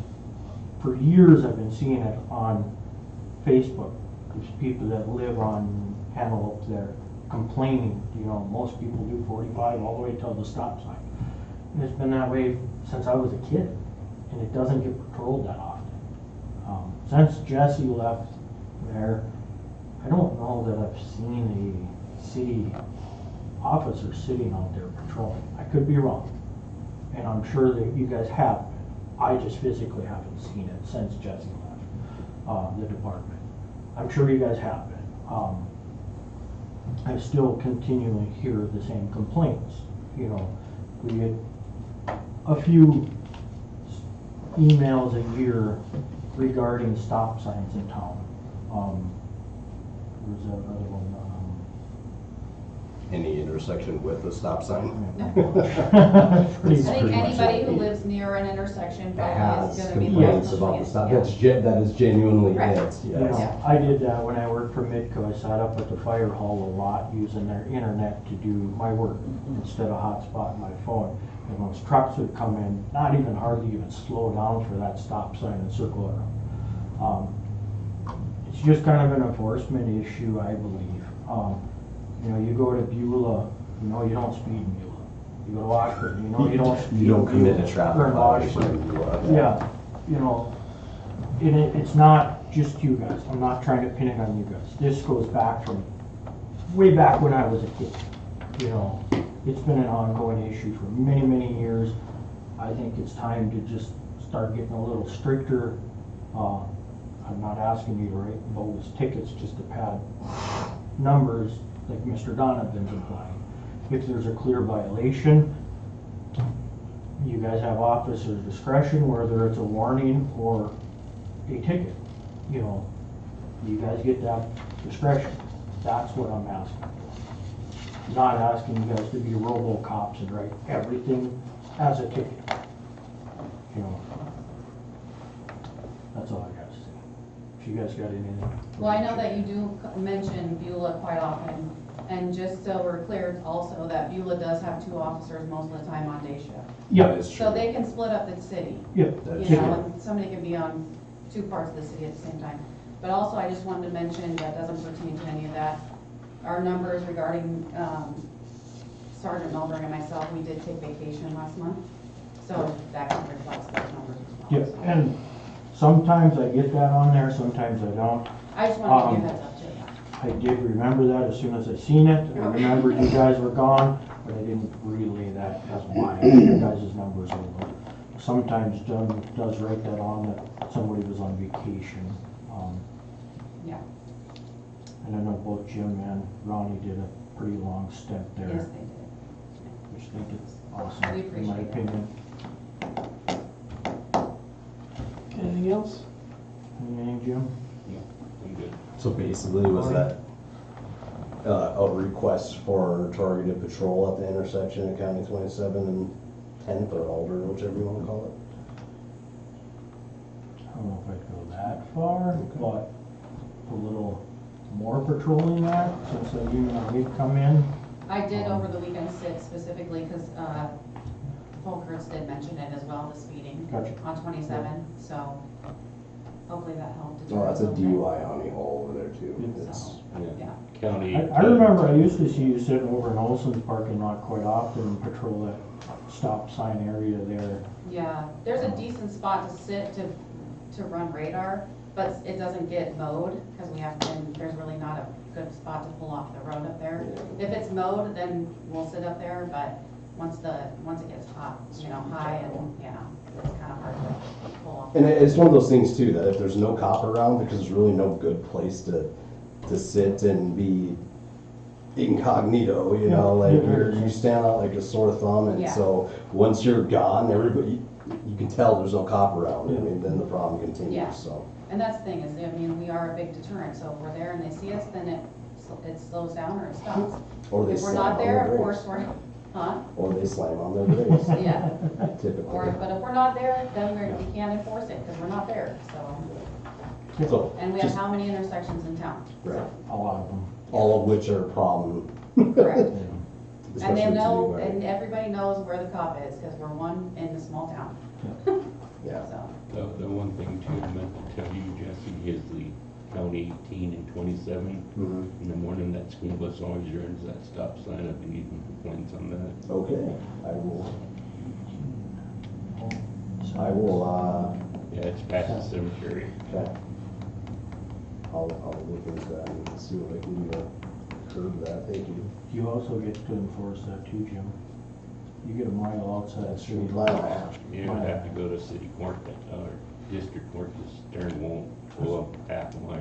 That's fine. And then It's we 500. have money. 500 feet, I think, past municipal boundaries. The court has jurisdiction, anything else, so from that distance to a mile and a half, yeah, you're this district. But once again, I don't care what court it goes to. That's assuming there's a citation. That's assuming that there is a That's citation. right, it's school patrol too. You know, So, Yeah. but if it's getting, the warning is being given, it may solve the entire issue. Whether it comes from county side or city side, if it continually happens, I'm sure the driver's just gonna keep doing it, because. One way or another, I'll reach out to the school, I'll reach out to the Arlos and, discuss it with them and see if that solves the problem. Go from there. Anything else? I don't. Okay.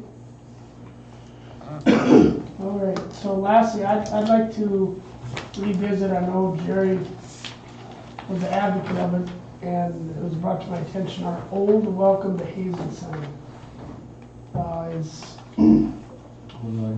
We skip You're one skipping. again.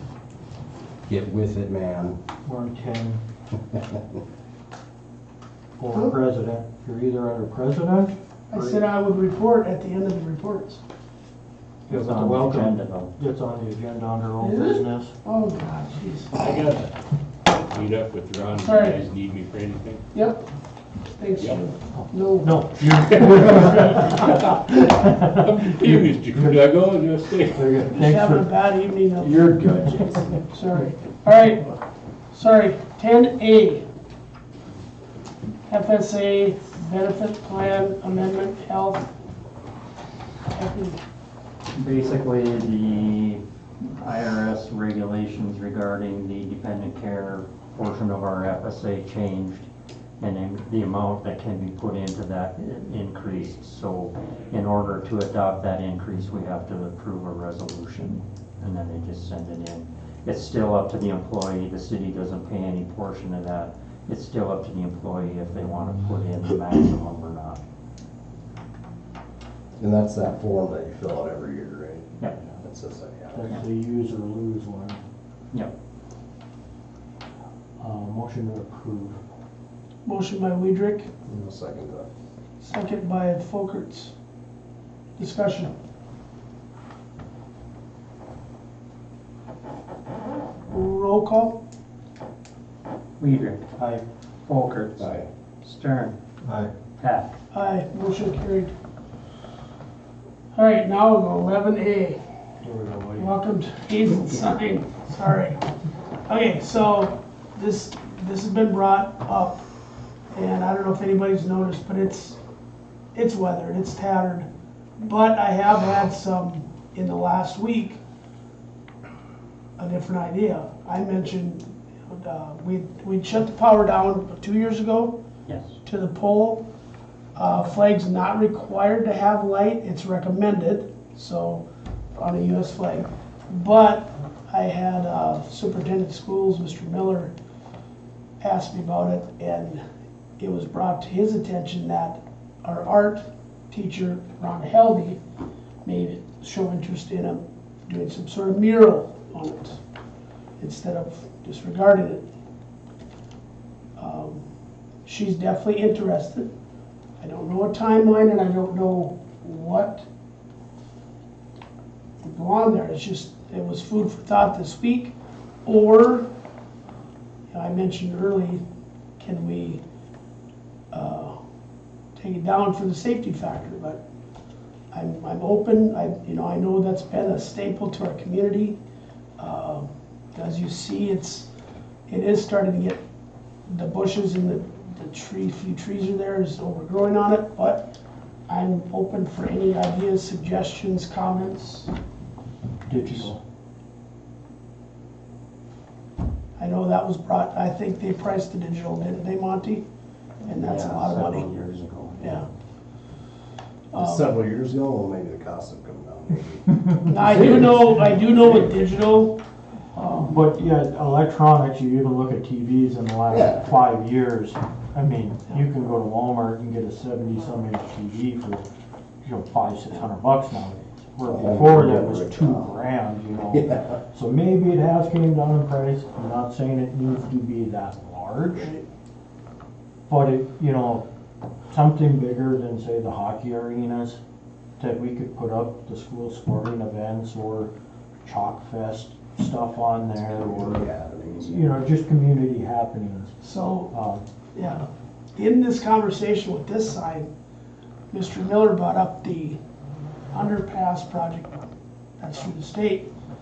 Well, the state has already purchased the land where the existing Eagle Scout project, Welcome to Hazen sign is, that Pat McCarthy done. That was for his Eagle Scout project. But Mr. Miller said that is not going to be able to be salvaged. That's how I know. Yeah, and it's going to have to be what? moved. So Welcome to Hazen sign that's across the street from Senex. Okay. The one that sits like this and it faces northeast. That will have to be removed, but from what Mr. Miller told me, it's not going to be salvageable. Because the so-called brick pillars that are on there are the panel pillars. I'm like, what, really? So I mean, then we got into discussion of, okay, what can we maybe try and salvage it to slide it to the south further, or to the west along the fence line. I didn't know that sign was probably going to be non-salvageable when this project comes up. What do you mean by panel pillar? I guess I'm not sure. So you look at the front of a house. New houses, they look like they have bricks on. Okay. It's not physical bricks. It's the illusion, we'll call it. They're not actual bricks. So he didn't do bricks for the two pillar posts. But it's still gotta be like cemented onto a concrete pillar. I don't know, I was like, I was shocked There's that, gotta be a way we can salvage that. I don't know. I would imagine. Yeah, there's gotta be a way, we can figure It's something gotta out. be on some I sort would, of. I Anyways, would I be just- willing to go out there with a hand shovel and take it. I wanted to bring that up too, but the main topic of business is that, the welcome to. I would say we look into replacing it with a digital to see what the cost would be. Cause I know Monty said when Jerry did years ago, it was like 100 and some thousand. But That's years ago too. years ago, electronic prices have come down, these digital billboards have come down. I mean, the Bison's got one now, Hockey Arena's got one, Kathy's Daycare's got one, you know, so the price of them has came down dramatically. Plus, we also, I don't know what size Jerry spec'd out, maybe it was that exact size too, you know, which. I just, you know, with that side, I know James from West Dakota Lumber, did he donate lumber to, I don't remember. Just for the platform. For the platform, yeah. The mural thing, I wouldn't really have an issue with, other than allowing kids up there to paint it. Well, Ken mentioned they would have to, if it went that direction, they would have to put up scaffolding, period. Cause I told him, I said, but, Even that. again, I'm just throwing this out for discussion. So if we did a digital sign, is there a way that we can incorporate that? They could come up with some kind of proposal as far as to what they're thinking to do this as a project for the art class. Maybe we can shove it right in the middle of that and keep that with, obviously not that low to the ground, but. I walked around that the other day when I heard it was supposed to be torn down. It is really well built. Is it? I mean, it's still I mean, standing. it's that not like an dilapidated, unsafe so. structure. I mean, it looks like an all steel structure with cedar like siding put on the side. It's got wooden shakes, but I believe inside of that, that's an all steel structure. Structural sound, So okay. that could be a It was possibility. built to stand a long, long Or you time. could replace basically the white part with a digital sign and maybe restain the probably- wood stuff. I don't know. You know, and then it could be linked to the city office here where they could maybe somehow, you know, the fire department sends out the calendar with all the sporting events, fire topics. They could somehow incorporate that with an automated system, you know. Yeah. Plus add Again, in just other topic for events in there. discussion, so. So yeah, if they can come up with something. I as can far try to get as, some new pricing. I don't even know where you'd go to look for that. digitalbillboards.com. Sign Pro, do they do digital stuff or not? Well, that or what did Winter Sports put there? It was the Daktronics I'm or? pretty sure there's this Daktronics. I can ask them. Even Kathy's, where she get hers. Cause I know they do put school stuff up. I would imagine $8,000. Well, yeah, I do agree with you. Some things are a little bit too small for the board, but they do put a lot up there. They do. Kathy, you know, Kathy Yeah, oh, yeah. does too. Yeah, I would definitely Oh, be bigger Union than Bank what has they one now got. too, that's right. Yeah. Union Well, Bank so- has Well, one. all the banks, Yeah. but, you know, obviously we need something bigger than they have, but I don't know that we need full on that side. It'd be nice to see if a guy could incorporate it into that sign. That'd be cool. I don't know if it's physically possible. I know when I seen Antoinette put that post on Facebook, there was a fair amount of comments on there wanting to save it. Yeah, it's pretty iconic. Yeah. It's been there as long as I can remember. Yeah. Not that that's old or nothing. 80, 90 years at this point. You could do some checking, Monty, on that. Would be greatly appreciated. Any other discussion? No? All right. Before we move on, I do remember one thing that I should have brought up earlier. Those flashing lights by Cenex, I was reported that they're not working. You push the button for them to Oh, flash. yeah, okay, so it crosswalk. wasn't just me. You have to hold it. Is that the You trick? have to hold it for about 5 or 6 seconds. Can we get something up there? Dave that tried says them up that? the I was up there the other day, and yeah, you got to push the button and hold it. You can't just slap it. Can we put But something they up? do work. I don't know what you'd have to do to make them more I guess I Responsive didn't try switching pushing them system. holding, Placard I there tried that says hold for 5 Thank seconds. you, that's what I'm trying to add, yeah, can you get some kind of signage of that? Because I was oblivious, my cunt, apparently it was just connected to a spring, because every time I go there with my daughter, it's like, not working this time. That would make sense if you have to hold it, if we can get some kind of. I don't know if there's a better switch available, I don't know if Olson Electric could get a better switch. I'm guessing those are owned by the state, No, no, it's by us, no, we're responsible for we're it. responsible. I mean, I think a simple fix would be simple signage. It may not even be the switch, it might be the controller itself has Yeah. to see a signal for a certain amount of time. Exactly. So any momentary switch is gonna operate the same way. So an inadvertent Can fault you doesn't get like trigger. little road signs, like custom ones made? I would think so. Yeah. I should be able to get something. Like, you know, Well, I suppose it yeah, wouldn't have to be anything big. 5 by Yeah, 5. something to stick right It there just by says the hold button. for 6 seconds or something, we can somehow attach it to it. That way, like someone like my Maybe talk to simple somebody minded that works self. out at DGC, maybe they would make a donation or something. They've got the plastic material out there with the little etching tool. You put double side tape on there and you just stick As it far right as there I on the was switch. told, nobody knows how to do that anymore. Just trying to get labels made is a challenge nowadays. I don't know, yeah, I don't know if they've got that kind of stuff, Casey, out at your place.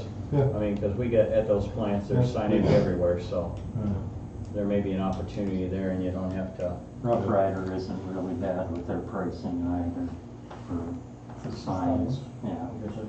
And just have them mechanically affix like the rest of them. For Rough Rider Industries. Oh, industries, yeah, I The mean, prison. I can't imagine a little sign, metal sign like that would cost that Hold much. button, You 5 might find seconds. something on Amazon too that you could Jeff might have something. custom. Shop local. I'll run up there and check Yeah, them that would be again. that would be the desire. I'll run up there tomorrow and check the time and see how long you actually have to hold them to get them to. Yeah, I tried it this weekend, but once again, I just did the. Yeah. Same. Push and hold. Button smarter than I am. Okay, so you're saying, trust me, because Yeah, every time I'm like, It's childproof. So I just realized something about an hour and 27 minutes late. You don't believe anybody was here to talk about it. Right, but we still need to go through the process. We were supposed to adjourn the recess the current meeting, and I'd like to recess the current meeting and open up the public hearing for the 2026 budget. That's my apologies.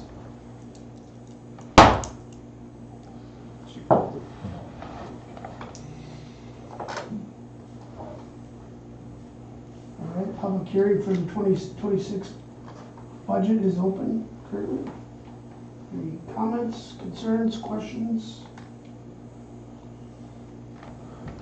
Hearing none. Can I get a motion and a second to adjourn? No. Do I need that? No, you don't. Okay. You're just closing it and reconvening. All right. Closing the public hearing for the 2026 budget and re-adjourning our current commission meeting to 12A, 2026 city budget approval. Monty? Yeah, everybody should have a copy of it if they're, I didn't get any questions or comments, so I'm assuming we're good to go. It's the same budget we approved as a preliminary. Motion approved. Motion by Weidrich, Second. second by Stern. Discussion. Hearing none, roll call. Weidrich. Aye. Stern. Aye. Folkerts. Aye. Hack. Aye, motion carried. Thank you. 13, public comments. Tammy? No public comments, okay. Hearing none, moving on. Approval of the bills. Monty added some, right, Monty? Yes.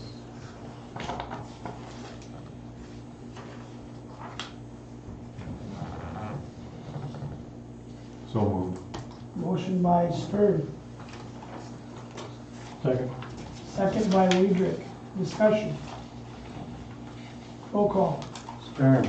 Aye. Weidrich. Folker. Aye. Hack. Aye. Motion carried. Meeting adjourned. Thank you for coming, Paul.